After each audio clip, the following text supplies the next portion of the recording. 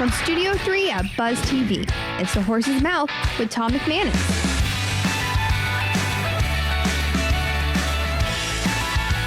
Welcome into the Horse's Mouth here at Tommy Max, of course, at my bar, and time for Campo's Corner. That's right, Coach Dave Campo in the house, fresh off a training camp practice out at the Miller Electric Center. We're going to get into it, brought to you by our friends at Terrell Hogan Law, and great to have them on board. And let's get into some Jaguar talk, baby. It's football season, and Coach Campo's here at the bar. Hey, Coach. Hey, Tom. How are you, my man? I'm good. I always enjoy being at your bar. No doubt. Me too. Well, listen, I enjoy being at camp because one thing, look, most of you may or may not know, but when you're in the so-called media, you're right there. You're on the field. I mean, literally yesterday, I'm standing next to the goalpost. They're doing red zone work right in front of me. I mean, 10 yards in front of me. I'm seeing it all, and it's fantastic. I mean, talk about being right there. Well, for you, that's fantastic because the defense is backed up in that. That's right. So it's like you're still playing middle linebacker. You're right in the middle of it. You could read it and feel like you're reacting a little slower today. Yeah, but nonetheless. Exactly. Well, look, we're going to continue our weekly discussions because I tell you what, man, this Jaguar camp feels different to me. And I'm not a smoke blower, right? I like you. We keep it real. Like we've been calling for physicality,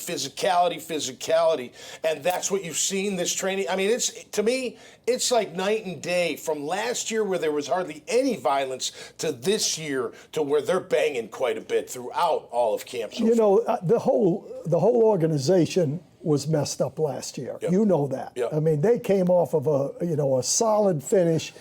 I think they were 14-4 in the last 18 games, That's right. Whatever. Yep. So you look at it, well, they didn't make a lot of changes. They had basically the same team with a few additions, and they said, okay, we're ready. Well, they weren't ready. Right. And the key is that you have to win up front. You know that. You played it. You were in the middle of that as a middle linebacker in this league. Yep. It's men against men. And you have to show up ready to go when the game is on. And it starts with how you practice.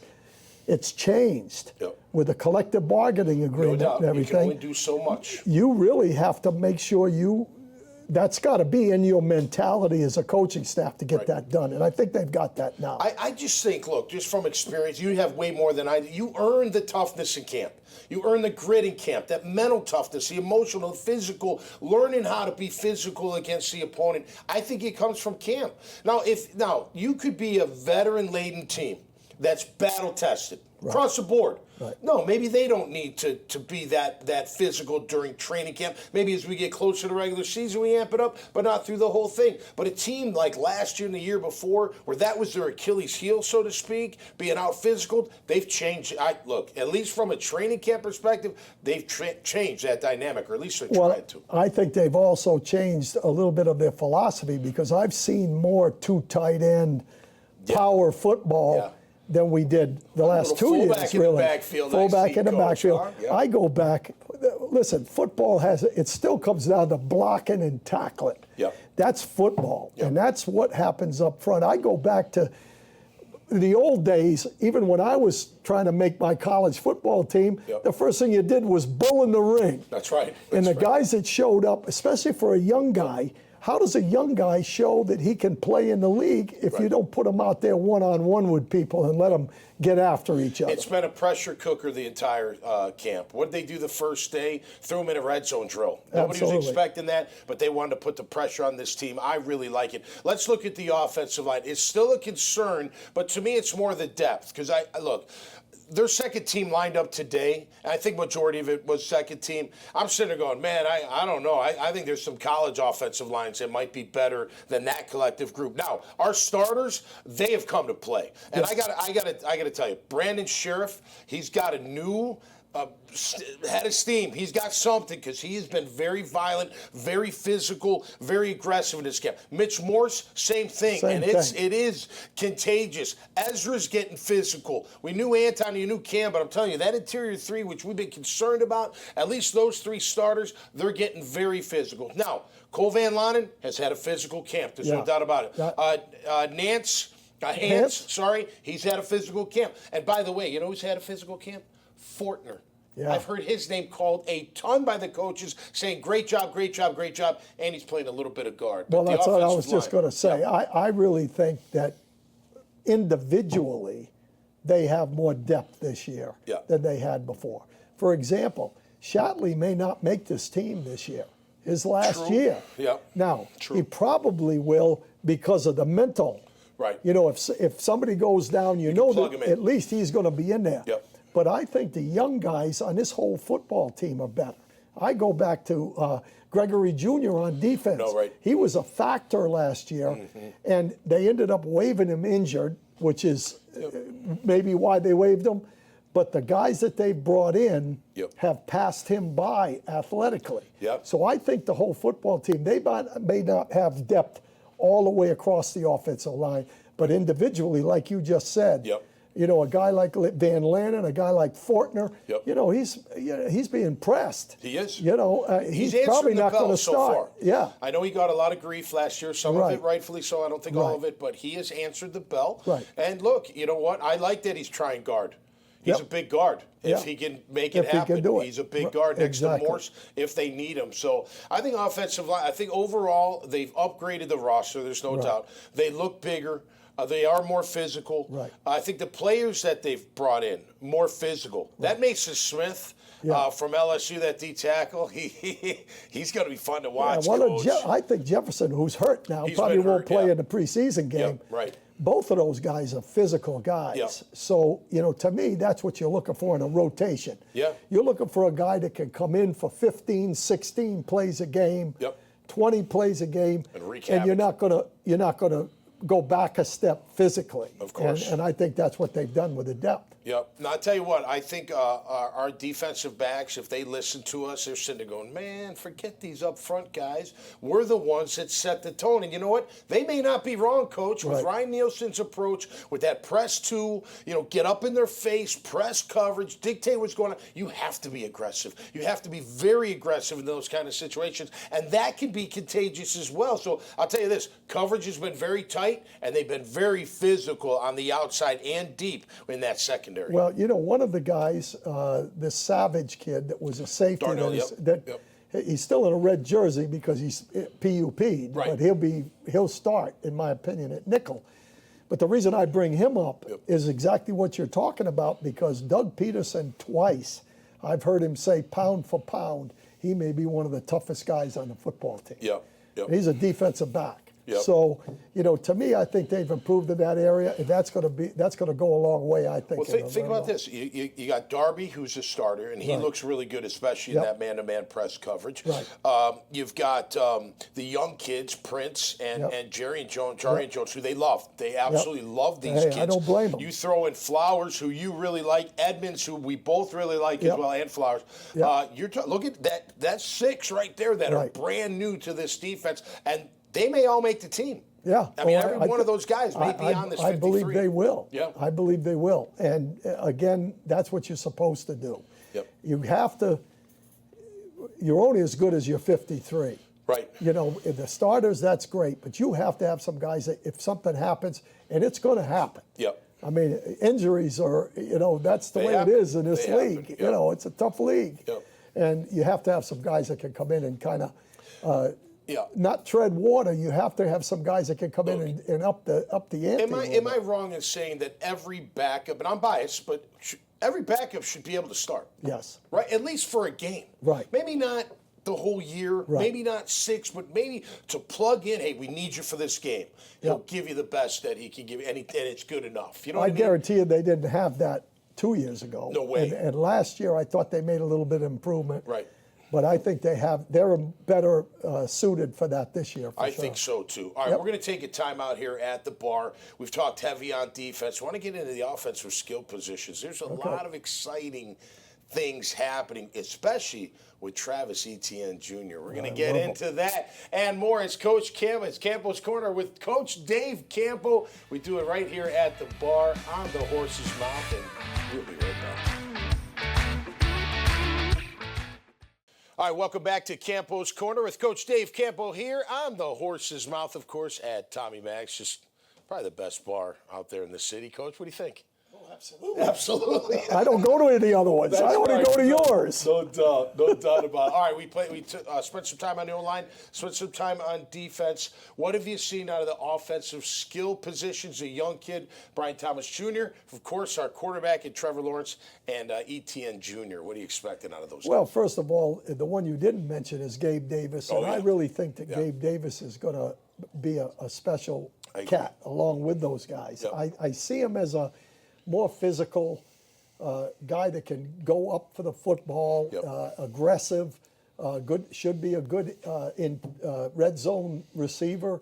And he's scored a lot of touchdowns for the number of catches that he's made. Absolutely. Which is exactly what Brian Thomas has done. You know, he is a touchdown machine because of the speed. Now he's smooth. Very smooth. Really smooth. And an easy catcher. And when I say that, it's just agreed. He doesn't have there's no concern about whether or not he's going to catch the ball, and he's athletic enough that he can go up. So I like the group. I'm really excited about Etienne. Me too. In essence, this is a contract year for Etienne. Oh, yeah, good call. Because running backs very seldom go into the second contract unless they're a special cat. Right. And I can see, with his ability to catch the football, I can see him approaching 2,000 yards. I really can. Now, Bigsby's going to be big because he's going to have to take some pressure off of him. But I think that this group has a chance to be good as long as it's protected. As long as the quarterback is protected, I think we're good enough to make some things happen. Well, one thing I'm really liking about Etienne is they're putting him out as a receiver. Right. And that's what C-Mac does out in San Fran. That's what we need. We need that dual kind of threat out of him. And he's got great hands. He runs great routes. You know, look, I know everyone gave Urban such grief, but remember, he thought he was going to be a receiver when he first got into Jacksonville, or at least he was lining him up out there to get him used to that. But he's definitely got to be a part of the passing game. You brought up Bigsby. I think he's had a really good camp. He had a good camp last year, so you got to be little. And by the way, when we talk about you still got to keep everything in perspective because they haven't gone against another team yet. Right. So let's see how they like against Kansas City. We're going to look at that first quarter, first half. You know, we'll look at the whole game, and then we'll weigh it. Right. Yes. Tampa Bay comes into town next week. It's going to be awesome. I mean, you're talking about two teams vying to be in that playoff or bust mode. One the NFC, one the AFC, of course. That's going to be a nice battle. So you're going to see more probably in those dual practices out of the starters than you will see in the game. It's a learning experience. It is. Because, you've been going against your own guys. You're not going to get much work in this first game, the first team guys. They're going to play a couple series, maybe a quarter, depending upon how long the quarter goes. But I go back to when we were with the Cowboys. The Raiders came in every year. Oh, yeah. And let me How tell many you brawls something. did you guys have? Well, there were plenty of fights. There's no question about that because they were brawlers to begin with, and we weren't going to take a back seat to it. Yeah, right. But the thing from a defensive backfield perspective was all of a sudden now you had receivers that could really run. And the first day of practice, they would run by our guys like we were standing still because we're working against Irvin and a couple of guys that didn't have great speed. Right. Well, now all of a sudden, we go into the ball game that week. You play them that week in the preseason. Shut them down. Right. So they learn. They learn another team. Right. They're seeing another team, and that first time out of the blocks. It teaches you that you got to be on top of your game. Well, you make a great point because I always feel like, from an individual standpoint, college to pro, can you adapt? Right. Can you adapt to the speed? Can you adapt to the angles? Right. I'll never forget doing my rookie year with the Saints, doing a one-on-one pass coverage, and I got burnt. I mean, toast. Right. And later on in camp, I actually did pretty well. The running back who toasted me earlier was the same guy that I covered. He's like, all right, that was pretty good. And I was like, you learn how to adapt to angles, adapt to speed. You're talking about as a team. Right. Can you adapt? Hey, you look great in camp. You're going against each other. That's great. Everybody looks great. Can you take that and make it adaptable to the other teams that you're going to be playing? Well, you always say, are they camp good or are they good? Right. Two different things altogether. Call. Because when you have to line up against a different team every week with different skill sets and all that kind of stuff, it's exactly what you said. It's adaptability and ability to really have the confidence built up that you can handle whatever the situation is. Absolutely. All right, let's look at the quarterback, number 16, our guy, Trevor Lawrence. He did struggle early in camp. You know, you report it, people are like, oh, my God. You know, and then he starts doing pretty well. He looks pretty good. I think the chemistry's there. Again, it's going to be the protection. You got to protect him, got to call the right plays, keep the flow going, keep the rhythm going. But overall, what have you seen out of Trevor Lawrence throughout camp? Well, first of all, they stressed him out early, just like you said in the last segment. You know, you saw the red zone right away for 2 days, in first 2 practices. That was a pressure cooker. Which is unusual. It was. No. That's very unusual. You know, we didn't get in the red zone until about 4 or 5 days in. Until you had a pretty good feel for your receivers and that type of thing. So I think that was a factor in getting started. And he has improved as it's gone on. To me, he's good enough to be a top 10 quarterback. If you're a top 10 quarterback, the team's going to be pretty good as long as he's protected. And so to me, it's going to come down to how well the offensive line, and the one thing we haven't mentioned, you mentioned it, is Bigsby and Etienne running the football. Absolutely. You've got to be able to run the ball. And that's what was so difficult in the red zone, because, you know, when you're out there, you're not running the football in there those first 2 days. You're throwing it every down. Well, you win on defense in the red zone if every down is a pass. That's right. Because you're constricted. Everything's constricted. The run game in the red zone is what puts you on edge, because do you have to load up? All of a sudden, there's less guys in that back area where the end zone is. Exactly, and then you play action. It's big-time score, right? Yeah, no, look, I think he's done a great job. Trevor has. I think I'm looking forward to seeing him grow this year. You know, again, it's against his own guys. But I will tell you this. I think part of the struggle early is they weren't used to the press coverage by the defense. I mean, and, you know, it's so here's the deal, just so people know out there. And you're coming from a DB coach, a D coordinator, when you run zone, where I have to read and react off that offensive player, receiver, tight end, back, what have you, you better have pressure. Exactly. Because if you don't have pressure, it's very hard. The makeup, you know, the recovery. Guy fakes you this way and goes inside. You may even be right with him on stride, but guess what? He's going to be ahead of you, and without pressure, if that ball is just going to be right. You know what I'm saying? Like, absolutely. You can always find the guy open. You can always put in the right hole if you got a quarterback worth his salt. I've got a great picture of that, because when we first went to the Cowboys, and I go back to the Cowboys because I think this football team is good enough to compete for a championship if they do what they're supposed to do. But we were a cover 2 zone team. That's what we did at Miami, because we had 8 great pass rushers. So we're putting the pressure on. We're going to sit back, going to reroute a little bit, sit back there, break on the football, and do all those things, Well, we went to and we played a little bit of quarters, which everybody's playing now, okay? Well, teams ran quarter beaters, which were vertical number 2, 3 to the flat, and turn in by number 1. Okay, like a dig. Because they're clearing the safety out of there. It's one-on-one on the corner. Well, for a while, they didn't know what to do, but teams started going to the quarter beaters. What did we do? We got Kevin Smith and Larry Brown. We pressed the corners in quarters. Okay? Now they can run the same thing, but it's a timing situation on the turn-ins, because you got a corner playing physical football on the wideout. So it's exactly what you're talking about. If you're sitting back there in zones, you better have a lot of pressure. No doubt. When you got that press situation, if you got a good one, it takes the receiver out of his game a little bit. And out of the timing out of the quarterback's route, game. Exactly. Okay, so week 1, preseason. As a former coach, as a guy that watches this team now, what are you expecting out of our starters and guys that are going to play significant minutes this season? What do you expect out of week 1? First of all, the starters, you know, this is like the second game in a 4-game preseason. Okay, fair, because we only play 3. So you got to play them. You got to play them. So they're going to play probably at least 2 series.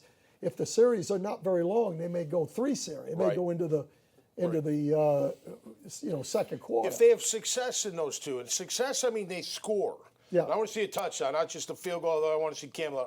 Get them out. Yeah, me too. Confidence. Even if the first series you go down, bang, bang, bang, touchdown, out. Smell you later. Exactly. Like the second and third team take now, over. Now, what they're here. not going to get, though, is that normally in a 4-game preseason, you don't play anybody in the first one. Right. So now you're in the second one, which is we're in as the first one now. Right. The third one is a dress rehearsal. Right. Well, you're not going to see that with this team, in my opinion, because they're going to practice against. They're going to use that Campo as game Bay. prep. That's their game. That's correct. And it'll be it's intense. going to be ones-on-one intense. It'll be very intense. And then now the fourth game, Yep. you didn't play anybody, but this third game, you're probably going to see the first a little bit in that game. You need to. So what I'm looking for in this game is, let's be sharp on offense, and I want to see how the aggressive defense plays against them. They're going to play Mahomes for a half, for a quarter. So you're going to see that, and then with the backup guys, I just want to see guys how they play under pressure. This is the real deal. It's not. These guys are trying to make the football team. Absolutely. You look at guys like Flowers. You look at the guys like Caleb Johnson, who's had a good camp. Ventrell Miller. You know, just guys like that. Van Lannen, you're looking to see what he can do, right? Guys that are going to play significant roles. Maybe not be full-time starters, but going to play significant roles. I'll tell you one thing as we wrap up, Coach. I don't want to see 3 and out, 3 and out, 3 and out. I don't. And I'm going to be ticked off if I see that, because you put all this, and it's not about the money, but that comes with the territory. Right. I expect efficiency. I expect success right away, man. It's go time. Exactly. You know, now granted, you keep it in perspective. If they don't have it, you don't hammer them too bad because it's week one. But come on, this stuff's important. It's really important to show that you're ready. This year, it's even more important, in my opinion, with the quarterback situation and. You know, the mental part of it is psyche really for important. everybody, for the entire team. Yep. All right, Coach. Great stuff, my man. Hey, always a pleasure. Yeah, we'll do it each and every week. I love talking ball. Oh, me too. I can do it all day long, no doubt. Especially at Tommy Max, right? Makes it so easy to get that done, and we'll do it each and every week here. Campo's Corner on the Horse's Mouth, brought to our good friends at Terrell Hogan Law. So until next time, stay safe out there and be cool, and go Jags. We'll see you right here on the Horse's Mouth. Cheers. Terrell Hogan Law is a collection of lawyers that help people solve problems in areas of life they're not able to solve them themselves. We are not individuals. We are purely a team. We work together for all of our clients. We have the resources to win your case and win it to such a degree that you're going to be very happy with the results.